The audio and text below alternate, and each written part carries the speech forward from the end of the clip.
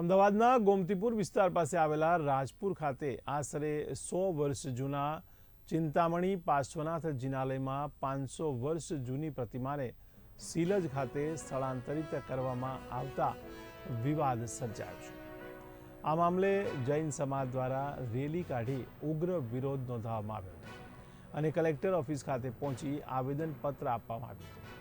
આ સંદર્ભે મહારાજ સાહેબ અને ભક્તોની લાગણી દુભાતા દેરાસરમાં મૂર્તિની પુનઃ પ્રતિષ્ઠાની માંગ કરવામાં આવી રહી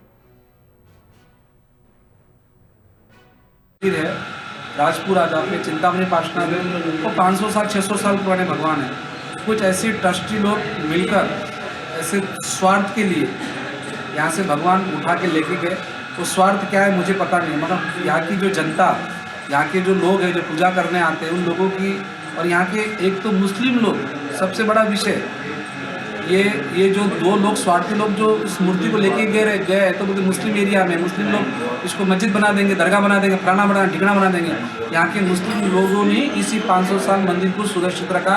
तो इन मुस्लिम लोग ने ही विरोध किया। पहले भी ये मंदिर लेने गए थे पर मुसलमान लोगों के कारण ये मंदिर बचा था, मगर अभी वापस ये धोखे से ट्रस्टी मिला के मुझे पता नहीं कौन इसमें मिला है, कोई मंत्री संतरी बिल्डर, मुझे कोई लेना देना नहीं है। मैं आज आपको मीडिया से आह्वान करता हूँ 9 बजे जहाँ भगवान है मैं वहाँ लेने जाऊँगा। सुबह भगवान की मंदिर की प्रतिष्ठा करूँगा, तब तक मैं अन्न जल का त्याग करूँगा।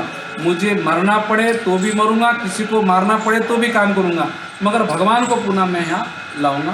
तो मैं अहमदाबाद के जितने भी सकल जैन समाज है, दादा से प्रेम करते, परमात्मा से प्रेम करते, वो मेरे साथ दे बस।